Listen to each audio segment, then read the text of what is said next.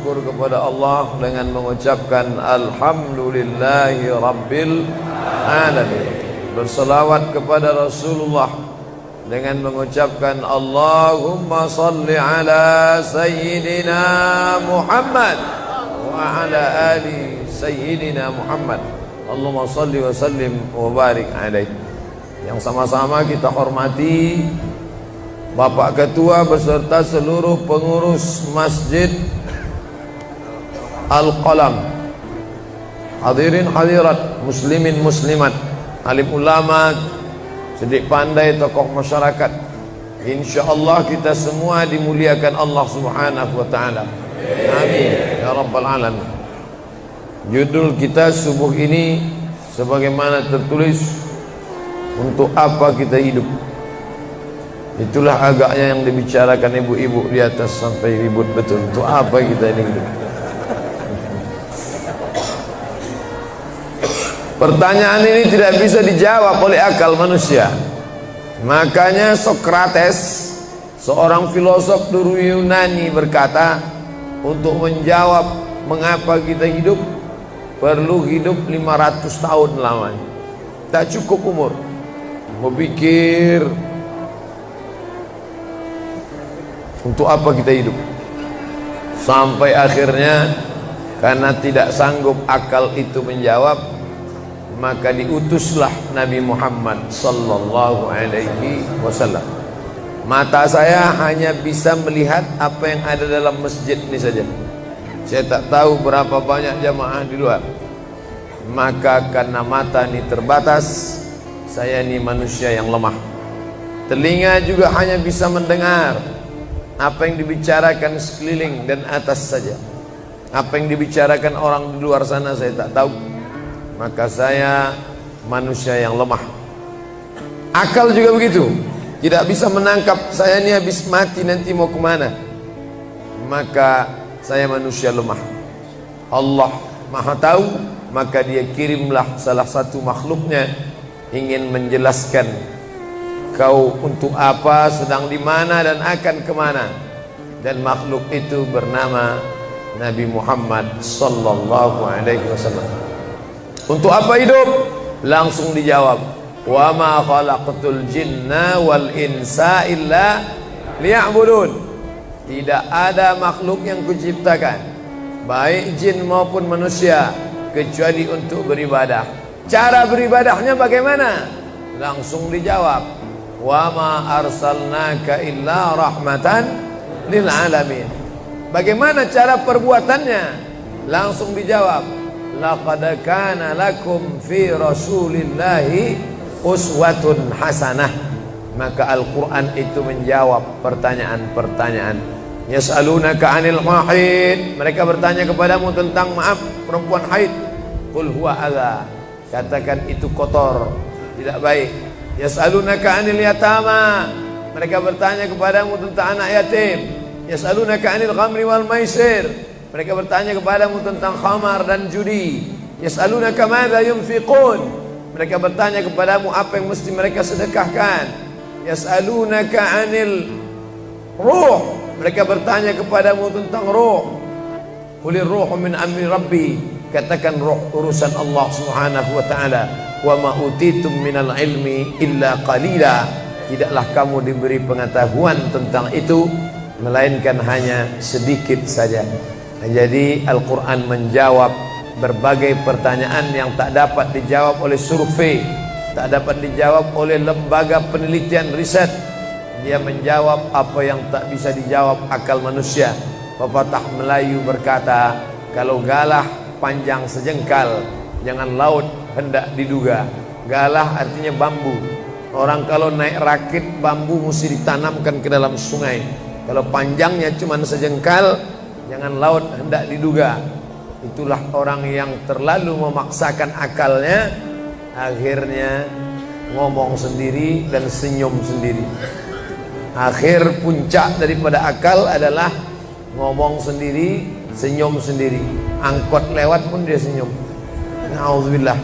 Oleh sebab itu kita yang sangat rendah, hina ini mengaku lemah. Aku berserah kepada Engkau ya Allah.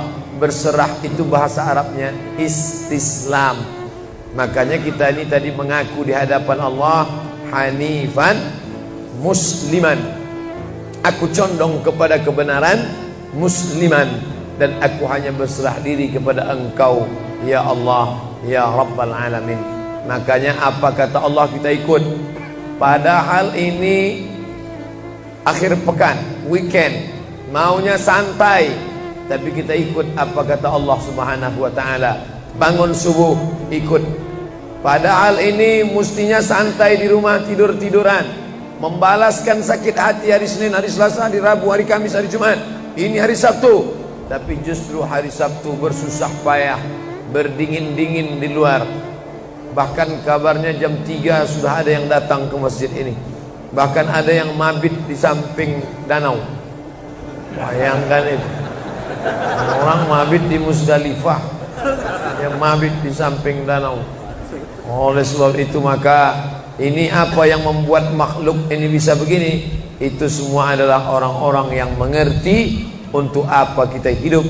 Karena hidup adalah untuk beribadah. Bangun tadi dari tidur langsung beribadah. Buka mata, ibadah pertama adalah zikir. Alhamdulillahillazi ahyana ba'dama amatana wa ilaihin nusyur. Masuk kamar mandi, tempat najis, kotor, bau, kotoran, tempat setan, tapi tetap menjadi ibadah. Dalam WC-nya pun ibadah. Dia masuk lagi ke kiri, dia katakan Allahumma inni a'udzubika minal khubusi wal khaba'is. Keluar dari kamar mandi itu ibadah juga. Dia langkah kaki kanan, dia katakan ghufranaka, ghufranaka, maafkan aku ya Allah. Mengapa dia minta maaf keluar dari WC? Karena selama di WC dia tidak menyebut Allah. Lidah yang diciptakan untuk beribadah, selama di dalam tidak beribadah, maka ibadah di dalam WC hanya hatinya saja berzikir. Tak boleh menyambut seruan azan. Terdengar suara azan masuk ke WC, Allahu Akbar, Allahu Akbar, Allahu Akbar. Oh, tak boleh. Tak boleh mengucapkan salam. Assalamualaikum, Nabi diam. Assalamualaikum, Nabi diam. 3 kali diucap, Nabi diam. Selesai keluar dari toilet, WC, barulah Nabi menjawab Waalaikumsalam warahmatullah. Karena tidak boleh menyebut nama Allah, maka minta ampun keluar dari WC.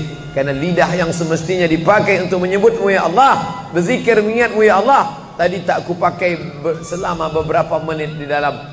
Maka dia katakan ghufranaka. Lalu kemudian melihat wajah di cermin, mana tahu ada kotoran di mata. Jangan sampai kita berjumpa sama orang di masjid, orang senyum, kita senyum, yang disenyumkan orang kita. Maka lihat dulu baik-baik. Maka ketika melihat wajah, dia pun menjadi ibadah. Allahumma kama hassanta khalqi fahassin khuluqi. Sebagaimana kalau kau sudah perbaiki bentuk ciptaanku ini menjadi sempurna, maka perbaikilah akhlakku ya Allah. Lalu setelah itu berangkat dari rumah menuju masjid, beribadah juga. Bismillahi tawakkaltu ala Allah, la haula wala quwata illa billah. Setiap langkah kaki ke Masjid Al-Qalam ini bernilai 1 langkah menghapus dosa. Langkah kedua mengangkat derajat. Langkah ketiga menghapus dosa. Langkah keempat mengangkat derajat. Tidak tanggung-tanggung, derajatnya diangkat Allah. Siapa yang duluan datang langsung dapat di depan. Tapi ada orang terlambat tetap tinggi juga derajatnya. Mana dia? Ini yang di atas. Siapa bilang perempuan direndahkan, dihinakan? Perempuan dimuliakan. Mana contoh perempuan dimuliakan? Kalau mau tahu, datanglah ke Masjid Al-Qalam. Perempuan dimuliakan. Bapak Ibu yang dimuliakan Allah, masuk ke dalam masjid, langkah kaki kanan, Allahumma inni as'aluka min fadlik. Itu doa nanti keluar. Tapi ketika akan masuk, apa doanya? Allahumma ya Allah, iftahli, bukakan untukku abwaaba rahmatik, pintu rahmatmu, bernilai ibadah. Duduk berzikir, jangan ngobrol, jangan cerita. Foto Pak Ustaz, sikit-sikit boleh. Lalu kemudian selama itu tertulis tadi di atas, Itulah hebatnya masuk ke Masjid Al-Qalam, tidak hanya mendengar ceramah, dapat pengajian. Ketika saya masuk tadi, dengar suara azan, ada tulisan hadis riwayat Al-Bukhari. Siapa yang mendengar seruan azan lalu menyambut seperti bunyi yang diucapkan muazzin, kecuali pada hayya 'alas shalah, hayya 'alal falah, dia baca la haula wala quwata illa billah, ditutup dengan doa wasilah. Allahumma rabb hadhihi ad-da'wati tammah was-salatil qa'imah, dimintakan untuk Nabi Muhammad, ati sayyidina Muhammadanil wasilah wal fadilah wasyarafa wad darajatal aliyatar rafi'ah. Yang kelima, wa ba'athallahumma maqaman mahmuda alladzi wa'adtah innaka la tukhliful mi'ad. Maka kata Nabi, halat laku syafaati yaumal qiyamah, layaklah dia mendapat syafaatku hari kiamat. Makanya selama duduk di depan tadi, tak ada satupun yang ngobrol, semuanya menyambut seruan azan. Allahu Akbar, Allahu Akbar, Allahu Akbar, Allahu Akbar. Ada kawan sebelah ngajak ngobrol, gimana bro program mancing kita? Allahu Akbar, Allahu Akbar. Nah, ini cerita tak tentu arah. Ini kita sedang beribadah kepada Allah Subhanahu wa ta'ala. Lalu kemudian selesai azan, salat sunat yang balasan pahalanya khairum minad dunya wa ma fiha, lebih baik daripada dunia dan seisinya. Apa itu? Qabliyah subuh. Sampai-sampai andai terlambat qabliyah subuh, tetap boleh dilaksanakan setelah subuh. Habis salat subuh barulah dilaksanakan qabliyah subuh. Tapi kalau sudah sama-sama ngaji, tapi kalau nanti pulang kampung, justru sekarang orang di kota ngaji, di kampung tidak ngaji. Zaman dulu di kampung ngaji, di kota tidak ngaji. Sekarang dunia sudah mau kiamat. Di kampung orang ngaji, di kampung orang tidak ngaji. Kenapa? Parabola masuk desa. Oleh sebab itu, maka kalau di kampung itu tidak ada pengajian, mereka tidak tahu bahwa qabliyah subuh diganti setelah subuh. Nanti pas mau bulan puasa pulang kampung, jangan qabliyah subuh setelah subuh. Karena nanti begitu mereka lihat, loh apa tuh? Sejak tinggal di Bekasi ikut aliran sesat. Dan dia tidak tahu bahwa sholat qabliyah subuh itu jangan sampai tinggal. Andai tertinggal, tetap dilaksanakan setelah sholat subuh. Ayatnya diatur. Ayat pertama, qul ya ayyuhal kafirun. Ayat yang kedua, qul huwallahu ahad, Allahu samad, lam yalid wa lam yulad wa lam yakul lahu kufuwan ahad. Andai masuk ke dalam masjid, kebetulan jamnya langsung nampak kelihatan, iqamat tinggal 2 menit lagi, iqamat 2 menit, tak mungkin sholat 4 rakaat. Pilihannya tahiyatul masjid atau qabliyah, qabliyah atau tahiyatul masjid. Kalau melaksanakan tahiyatul masjid tidak dapat qabliyah, tapi kalau melaksanakan qabliyah automatically dapat tahiyatul masjid. Oleh sebab itu, andai terlambat, waktu tinggal 2 menit, maka laksanakanlah qabliyah subuh. Tapi jangan gara-gara ini terlambat terus. Yang paling afdal cepat datang. Apa kata jamaah? Yang lambat kan ustaz, kami cepat datang. Bapak ibu yang dimuliakan Allah Subhanahu wa ta'ala, selesai itu salat subuh. Kalau qabliyahnya lebih baik daripada dunia dan seisinya, apalagi salat subuhnya. Begitulah. Kalau qabliyahnya saja yang pendek ayatnya lebih baik daripada dunia dan seisinya, apalagi salat subuhnya. Lalu pahala salat subuh itu apa? Tak ada yang tahu.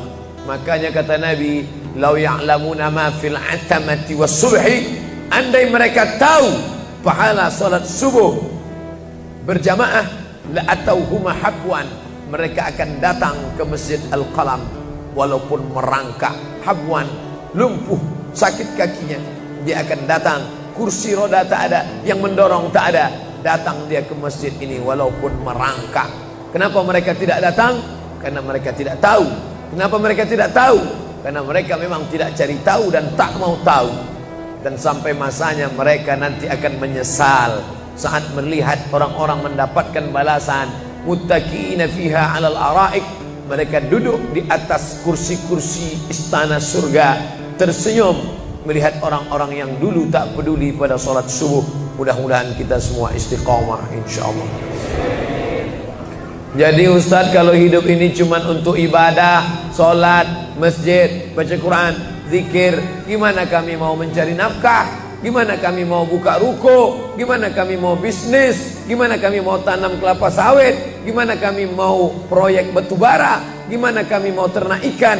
Ini mesti dipahami bahwa ibadah itu dibagi dua. Satu namanya ibadah mahdhah, pure, original, murni, tidak bercampur dengan apa-apa.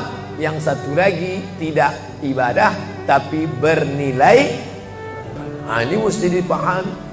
Bapak yang masuk kantor dari jam 8 pagi sampai jam 4 sore itu ibadah. Karena kalau itu tidak ibadah, habislah waktu kita. Makanya yang bekerja niatkan ibadah. Sehingga kalau istrinya nanya, "Mas kok lama pulang?" Ibadah nih, Bang. Tapi jangan gara-gara ini di kantor itu ibadah, lalu ketika azan di masjid kantor berkumandang, hayya 'alas shalah, dia terus ngetik, "Mas, ayo ke masjid." Enggak, ini pun juga ibadah. Kau ibadah aja ke sana, aku ibadah di sini. Itu juga enggak benar. Karena ibadah itu dibagi dua. Satu yang murni, pure, tidak bercampur dengan apapun, namanya ibadah mahdhah. Salat, baca Quran, zikir, iktikaf. Tapi ada satu lagi tidak ibadah, tapi kalau diniatkan dia bernilai ibadah. Termasuk ibu-ibu yang hamil 9 bulan 10 hari itu ibadah. Kalaulah 9 bulan 10 hari itu tidak ibadah, betapa tidak adilnya Allah. Masa kita yang duduk-duduk di masjid dapat pahala ibadah, dia yang muntahnya, yang ngidapnya tak dapat ibadah. Tadi malam begitu sampai di airport langsung SMS masuk, "Ustadz, keluar dari pintu berapa? Ini ada perempuan ngidam mau ketemu." Saya keluar dari pintu 4, kami sudah standby di pintu 4. Lantai berapa? Lantai paling atas. Oke, sampai di sana lihat perempuan tidak pakai jilbab, pakai celana jeans. Saya udah mau marah. Ini kenapa? "Mohon maaf Pak Ustadz, non muslim." Astagfirullah. Rupanya non muslim hamil ngidam mau jumpa Ustadz Somad. Mudah-mudahan anaknya jadi anak soleh. Biasa. Allahu Akbar. Bernilai ibadah. Lalu yang dapat pahala dari itu siapa? Dari mana ibu-ibu hamil muda itu tahu saya? Kenal saya di mana? Padahal dia dari Jawa, saya dari Sumatera. Ternyata ada orang beribadah yang tidak kita sangka ibadah. Tidak ada rukun, tidak ada syarat, tidak ada wajib, tidak ada sunat, tidak ada makruh, tidak ada mubah. Apa ibadahnya? Ya ini, merekam ceramah ini. Merekam ceramah ini ibadah. Memoto itu ibadah. Bayangkan resiko tukang foto. Saya sampai sekarang tukang foto itu resikonya nanti setelah tua matanya gini.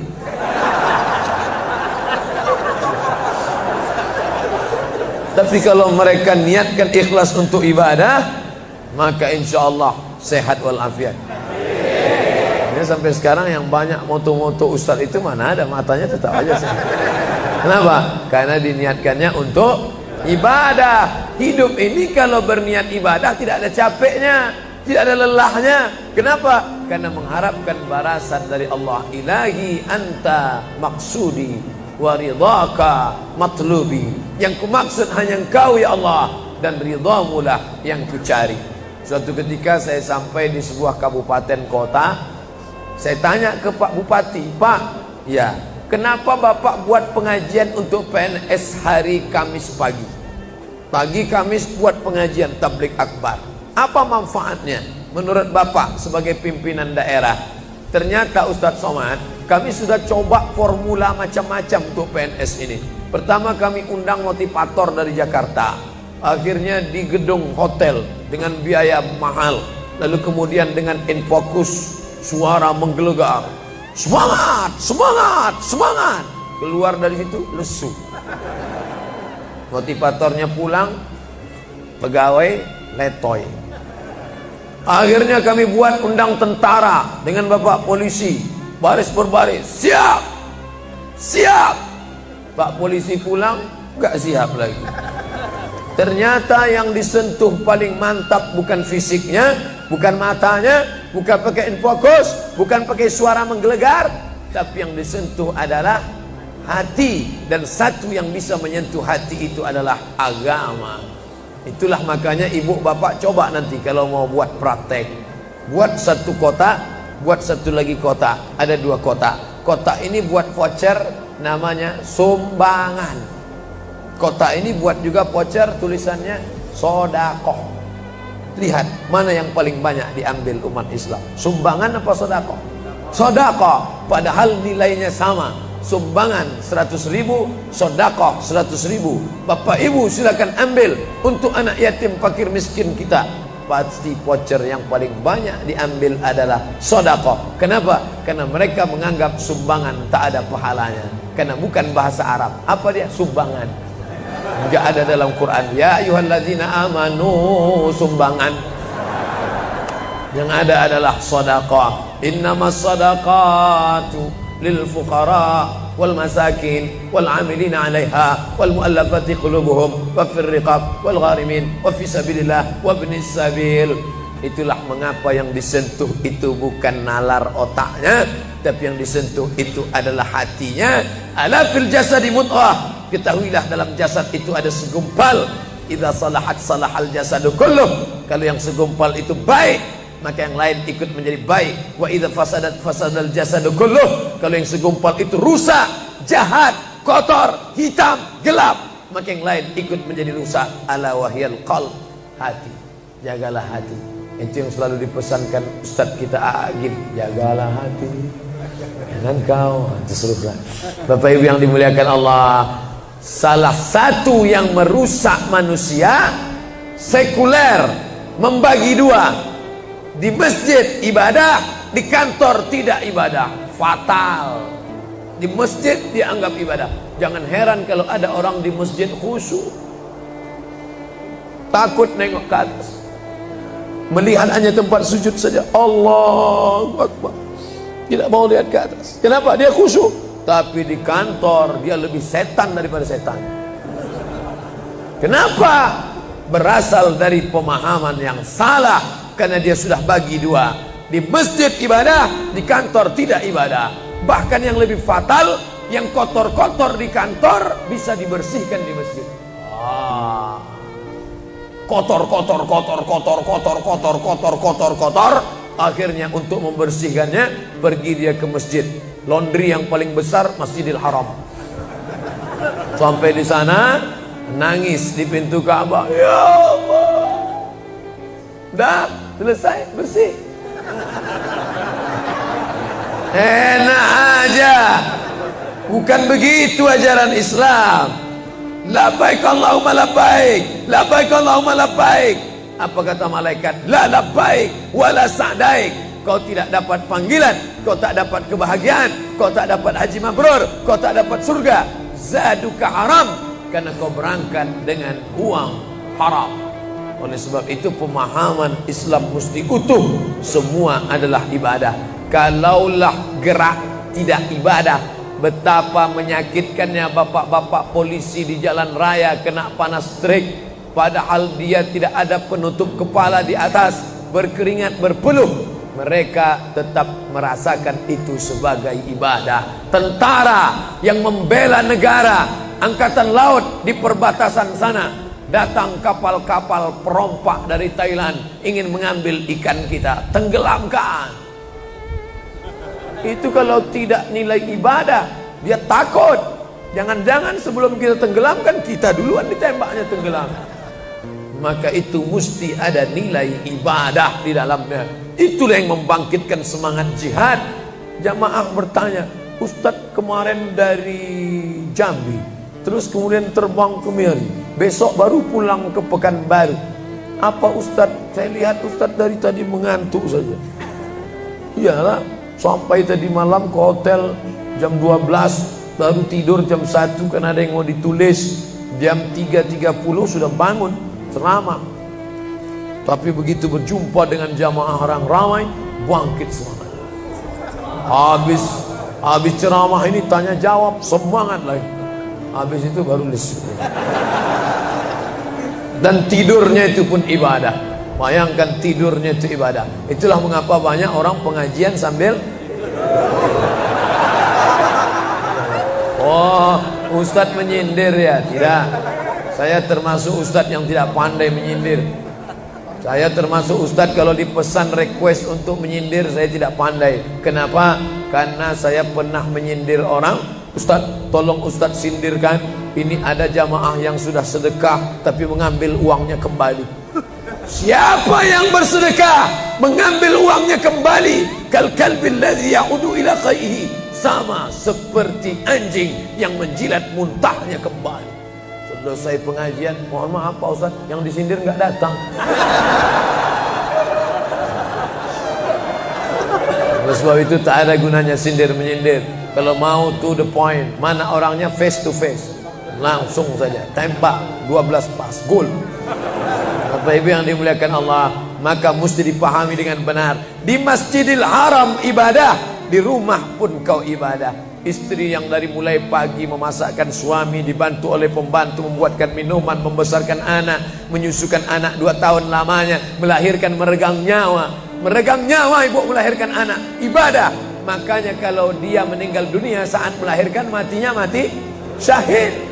Saking senangnya suaminya mendapatkan seorang istri yang syahid, tak menangis dia.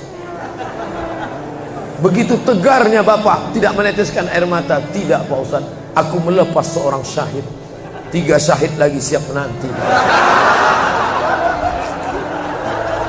Peace, damai. Biasanya ibu-ibu kalau bawa cerita ini, kalau gini pulang aja lah kita ya. Nah, bercanda. Serius sekali. Nah, tapi yang saya katakan tadi itu semuanya ibadah badan. Melangkah dari rumah, ibadah badan. Membukakan mata, ibadah badan. Mendengar ceramah, ibadah badan. Membaca Quran, ibadah badan. Berzikir, likulli sulama minkum sadaqah. Setiap tulang-tulang sendi ada sedekahnya. Subhanallah, subhanallah, subhanallah, subhanallah, subhanallah, subhanallah. Itu ibadah badan. Tapi ada bukan ibadah badan. Apa dia? Itulah yang 7 macam. Zakat, wakaf, infak, sedekah, wasiat, hibah, ghanimah. Nah, itu ibadah harta. Mana yang lebih banyak? Ibadah harta apa ibadah badan? Ibadah badan. Kalau ibadah harta tak banyak. Zakat, wakaf, infak, sedekah, wasiat, hibah, ghanimah, rampasan perang. Tapi kalau ibadah badan, setiap gerak adalah ibadah. Makanya kita mesti bergerak. Likulli harakah barakah. Setiap ada gerak pasti ada berkah. Makanya tak boleh tidak bergerak. Air sumur kalau tidak ditimba, air itu akan busuk, butek, warnanya pun tidak ada seperti minyak di atas. Mata air mesti terus berganti. Darah harus tetap mengalir, jantung harus tetap berdetak. Makanya jangan pernah kosong dari aktivitas. Fa iza farata fansab. Selesai dari satu ibadah, pindah ibadah lain. Selesai ibadah tegak, pindah ibadah ruku. Habis ibadah ruku, pindah ibadah tegak. Habis ibadah tegak, pindah ibadah sujud. Habis ibadah sujud, pindah antara 2 sujud. Selesai sudah salat, lalu kemudian puasa. Selesai puasa, lalu kemudian berzakat. Selesai zakat, lalu kemudian mengitari Ka'bah. Subhanallah walhamdulillah wa la ilaha illallah wallahu akbar. Selesai itu melontar jumrah. Selesai itu menggunting rambut. Selesai itu berzikir. Tidak pernah kosong. Sampai kapan? Sampai malaikat maut mencabut nyawa dan ucapan terakhir yang keluar dari mulut adalah la ilaha illallah. Itulah jawaban tentang pertanyaan untuk apa kita hidup di dunia. Nanti kalau ada anak, ibu, bapak, tetangga, kawan, sahabat, andai tolan bertanya, untuk apa kita ini hidup? Tak usah jawab, putarkan aja videonya. Itulah enaknya zaman sekarang. Kalau dulu mesti diingat. Saya dulu pulang sholat Jumat, mak saya manggil, sini ya mak, ceritakan apa isi khutbah khotib tadi di masjid. Gini. Itulah awal saya ceramah. Jadi saya paham mengapa saya menjadi ceramah sekarang. Dan saya tidak pernah merasa menceramahi bapak ibu. Saya tidak pernah merasa mengguru-gurui. Saya hanya seperti seorang anak sedang bercerita pada ibunya saja. Tadi mah kata khotib itu begini. Anak sekarang enggak. Apa kata khotib tadi? Ini MP3-nya. Bapak Ibu yang dimuliakan Allah Subhanahu wa taala, ibu yang mendidik anak-anak ibu, ibadahnya luar biasa. Itulah mengapa ibu lebih tinggi derajatnya daripada laki-laki.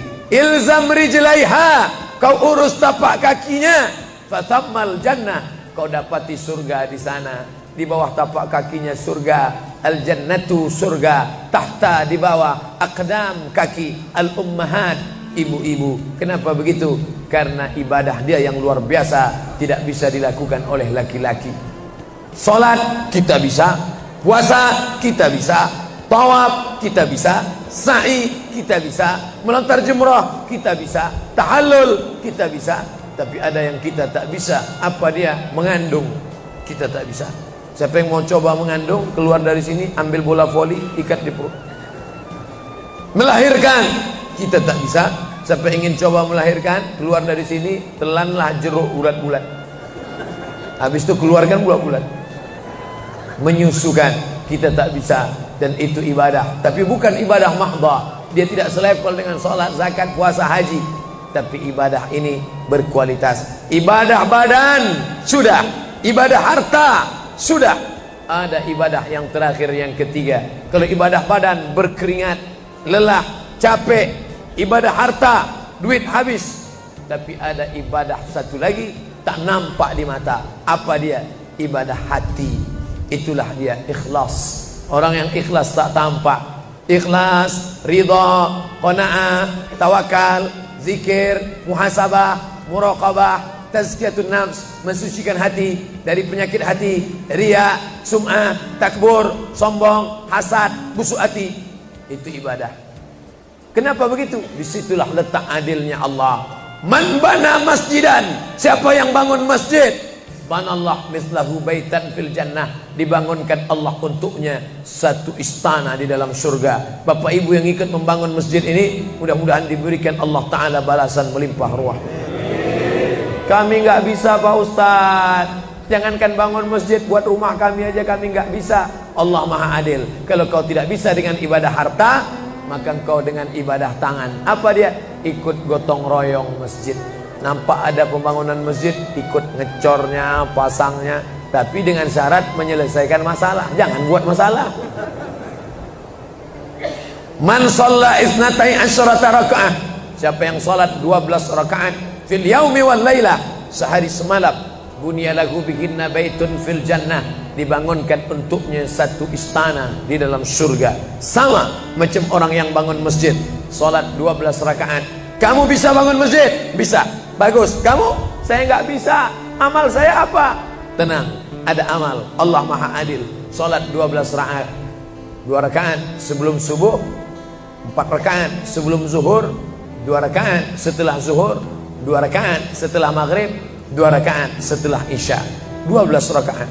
Saya nggak bisa Pak Ustadz, sedang terbaring di rumah sakit, kaki sakit, kepala sakit, hati sakit, jantung sakit. Stop, jangan lanjutkan. Aku tak sampai hati mendengar penderitaan. Jadi amal saya apa Pak Ustadz? Ada satu amalmu. Apa dia? Ridha, menerima takdir Allah Subhanahu wa ta'ala. Sakit Pak? Tidak. Kenapa? Sakitku hilangkan hatiku ridha. Man lam yasbir bibalai, siapa yang tak sabar dengan bala ujianku, walam yarda bi qada'i, yang tak ridha dengan takdirku, falyatlub rabban siwaya, carilah Tuhan selain aku. Kau sabar, kau ridha menerima itu.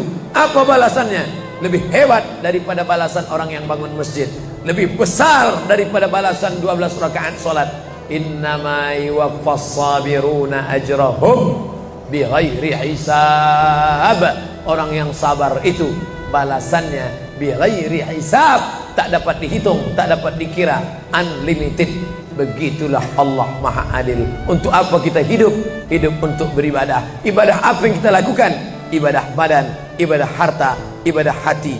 Yang sudah melaksanakan tiga-tiganya, alhamdulillah. Yang baru melaksanakan satu, tambah. Yang satu pun belum, innalillah. Masjid ini besar. Kadang kita bangga masjid besar, rupanya APBN, anggaran pendapatan belanja negara. Bangga kita masjid megah, rupanya APBD, anggaran pendapatan belanja daerah. patutlah masjidnya di tengah hutan, karena di situ tanah yang murah. Akhirnya pemukiman masyarakat jauh, masjid di tengah jalan, masjid di tengah perjalanan luar kota, jauh dari pemukiman masyarakat. Masuk kita ke dalam, tai kambing yang ada di dalam. Tapi masjid ini megah, mewah, 2 lantai, lengkap dengan kubah yang besar. Ini swadaya masyarakat. Saya tahu ini dari mana? Jamaahnya cerita. Kalau tidak, mana saya tahu. Ini masjid ini asli swadaya Pak Ustaz. Lama membangunnya Pak? Enggak lama, sebentar saja.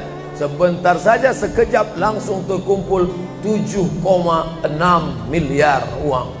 7,6 M. Itu kalau dibelikan cendol berenang gitu. Bayangkan itu. Bisa terkumpul masyarakat. Padahal ibadah yang paling berat, ibadah harta ini. Banyak orang kalau diajak iktikaf, banyak. Ayo kita iktikaf, ramai. Ayo kita zikir ke Az-Zikra, ramai. Jangan lupa besok zikir ke Az-Zikra hari Ahad pertama, sekaligus acara live Damai Indonesiaku TV One bersama Ustadz Abdul Somad LCM. Tapi ada ibadah yang berat. Apa dia? Ibadah harta. Banyak orang ketika diajak muhasabah zikir malam, ya Allah, banyak dosa kami ya Allah, tapi dia susah menangis, meneteskan air mata. Tapi begitu lewat kota infak, memang menangis. Tak sampai hati melihat Bung Karno keluar dari dompet. Lewat kotak sodako infak, lama membuka dompet mencari patimuran. Nauzubillah. Mudah-mudahan kita tak termasuk golongan yang bakhil ini. Kenapa? Karena setan selalu asyaitan, setan ya'idukumul faqra, membisikkan kepakiran. Jangan beri, jangan beri, jangan beri, nanti kau susah, nanti anak kau tak makan, nanti kau dikeluarkan kerja kau makan apa, nanti kau mau beli rumah, nanti kau mau beli tanah, nanti kau mau beli mobil, nanti kau mau beli cincin, nanti kau mau beli kamera, nanti kau mau ganti HP, uangmu tak ada. Setan selalu berbisik-bisik. Lawan setan itu. Qul a'udzu binnas, malikin nas, ilahin nas, min syarril waswasil khannas, alladzi yuwaswisu fi sudurin nas, minal jinnati wan nas. Hanya saja kalau yang berbisik itu setan, kita baca ayat kursi, insya Allah dia kabur. Ini yang berbisik ini kawan kita. Kita bacakan ayat kursi, hafal pula dia dari kita lagi. Tapi tak apa-apa, tetap aja bacakan. Allahu la ilaha illa huwal hayyul qayyum, la ta'khudhuhu sinatun wa la naum. Hembuskan ke wajahnya. Bapak Ibu yang dimuliakan Allah, setelah ibadah 3 ini kita lakukan, ibadah badan sudah, sholat subuh sampai melimpah ruah ke belakang. Saya dengar suara hati tadi, lapor, tenda sudah penuh, sudah melimpah ke jalan. Masya Allah. Ibadah harta sudah 7,6 M. Ibadah hati sudah, sabar, ridha, qanaah, tawakal. Tapi jangan lupa, datang merusak yang 3 ini, perkelahian, merusak ukhuwah Islamiyah. Masjid yang besar, kalau sudah kelahi di dalamnya, tinggal kelahi, tak lagi ada persatuan. Masuk masjid bukan baca doa pintu masuk masjid, malah masuk masjid ngelihat kira-kira dia di mana ya. Oh dia di sana, gua di sini lah. Oh di sini, dia di sini. Sampai akhirnya suatu hari terlambat, lupa ngelihat. Allahu Akbar, rupanya dia di samping. Jangan kelahi. Wa'tasimu bihablillah. Berpegang teguhlah dengan tali Allah. Tali Allah itu apa? Al-Quran dan Sunnah. Apalagi ulama, gak ngerti Quran, gak ngerti Sunnah, tanya ulama. Al-ulama warasatul anbiya. Wa'tasimu bihablillah. Berpegang teguh dengan tali Allah. Wala tafarraqu. Jangan berpecah belah. Coba lihat bunyi ayatnya. Andai ayat itu sampai bihablillah titik sudah cukup. Berpegang teguhlah dengan cara tali Allah. Cukup. Mengapa ujungnya tetap ditutup wala tafarraqu, jangan berpecah belah? Karena banyak orang yang sudah baca Quran, sudah sholat, sudah puasa sunat, tapi hatinya pecah bercabang. Galah patah boleh disambung, kaca retak boleh direkat, hati rusak kemana obat akan dicari. Oleh sebab itu kalau ada fitnah-fitnah, tabayun, klarifikasi. Jangan suudzon. Ijtanibu katsiran minaz-zan. Kepengurusan masyarakat, jamaah, sayang kebersamaan rusak. Gara-gara apa? Gara-gara nila setitik rusak susu sebelanga. Gara-gara api di dalam sekam, ada kulit padi bertimbun, di dalamnya itu ada setitik api, tiba-tiba api menyala, akhirnya semua menjadi abu, dan abu dihembus angin, tak berkesan sama sekali. Hilang 3 ibadah. Ibadah badan hilang, ibadah harta hilang, ibadah hati hilang. Gara-gara apa? Berkelahi. Ingat, setan tak pernah berhenti. Inna syaitan, setan ya'isa an ya'budahul musallun. Setan kalau sudah melihat orang sholat, dia tidak lagi goda mereka untuk menyembah, sembahlah aku, sembahlah aku, sembahlah aku, sembahlah aku. Tidak. Tapi apa yang dia lakukan? Walakin fit tahrish, menanamkan permusuhan ke dalam hati orang yang sholat. Kejaga ini. Jangan kita bertengkar gara-gara masalah khilafiyah. Saya kalau jadi imam di masjid dekat rumah saya jadi imam, saya baca kunut. Dan imam-imam dekat rumah saya itu saya pesan harus baca kunut, karena saya berpegang mazhab Syafi'i. Tapi ketika sholat di Masjid Al-Qalam, saya tidak tahu jamaah di sini pakai kunut apa tidak. Saya tidak ingin merusak kebiasaan mereka. Mana tahu mereka ikut mazhab Hambali, mana tahu mereka Muhammadiyah, saya tidak tahu. Maka ketika diminta jadi imam, Ustaz jadi imam, batuk. Saya tak mau merusak, biarlah imam tetap saja. Rupanya imam di Masjid Al-Qalam tidak baca kunut, ya saya tetap ikut sholat. Apakah perlu saya ulang sholat saya? Tidak. Sholat saya sah, karena apapun ormasmu, apapun mazhabmu, mau NU, mau Muhammadiyah, mau Perti, mau Persis, mau Al-Irsyad, mau Jamaah Tabligh, mau FPI, mau mazhab Hanafi, mazhab Maliki, mazhab Syafi'i, mazhab Hambali, semuanya sepakat sholat subuh itu wajib. Jadi yang wajib aja kita laksanakan. Adapun perbedaan teknisnya, yang satu pakai usolli, yang satu nggak pakai usolli, yang satu ngangkat tangannya ke telinga, yang satu ngangkat tangannya ke bahu, yang satu bismillahnya jahar, yang satu bismillahnya sir, yang satu ayatnya panjang, yang satu ayatnya pendek, yang satu pas mau turun sujud tangan duluan, yang satu lutut duluan, yang satu duduknya tapak kakinya duduk di tapak kaki kiri, yang satu duduknya langsung pantatnya ke lantai, yang satu telunjuknya ngangkat sekali, yang satu berkali-kali. Itu masalah teknis simple sederhana. Ada masalah yang lebih besar. Apa masalah kita yang lebih besar? Membeli tanah baru untuk buat sekolah Islam, membeli tanah baru, ruko baru untuk buat apa? 212 mat, kita mat. Orang Islam belanja di warung Islam. Alangkah indahnya, selesai acara sholat subuh bersama, pengajian bersama, selesai itu belanja beras minyak goreng bersama. Serbu. Sehingga bangkitlah ekonomi umat. Berapa pegawai bisa ditampung bekerja? Langsung membeli beras ke tempat-tempat tanaman masyarakat, sehingga mereka tidak menjadi korban rentenir. Musim menanam diulur, kasih pinjaman pupuk, pinjaman tanah. Masa musim panen ditarik, mereka menjadi korban rentenir lintah darat. Disedot darah mereka sampai kering dan mati. Kita selamatkan dengan apa? Dengan market. Masjid punya market. Saya beberapa kali meresmikan market punya masjid di Masjid Raya Batam, Masjid Agung Batam. Itu di bawahnya ada super mini market untuk menjamaah. Kemarin pulang dari Pulau Bintan, itu juga meresmikan di Dumai. Begitu juga. Nah, ini 212 Mart. Terserah namanya apa. Ada 212 Mart, ada namanya Kita Mart, atau bisa juga buat Somart. Nah, bisa juga. Bapak Ibu yang dimuliakan Allah Subhanahu wa taala, maka visi misi kita ke depan, jauh melihat ke depan. Kami harus punya pusat perbelanjaan komunitas muslim, kami harus punya komplek perumahan muslim. Nah, ini semua yang akan menyelamatkan kita. Kalau sudah begitu, maka mengertilah untuk apa kita hidup. Dan setelah itu kita pun mati dalam keadaan tenang. Baru anak kita bisa berkata, mari kita antar jenazah almarhum Abdul Somad menuju tempat peristirahatan terakhir. Karena memang benar-benar istirahat. Tapi berapa banyak orang tidak istirahat, karena amal badan tak ada, amal harta tak ada, amal hati tak ada. Tak pernah memikirkan masjid, tak pernah memikirkan umat, tak pernah memikirkan belanja umat, tak pernah memikirkan pendidikan anak-anak umat. Akhirnya mati yang layak untuk dia. Mari kita antar dia menuju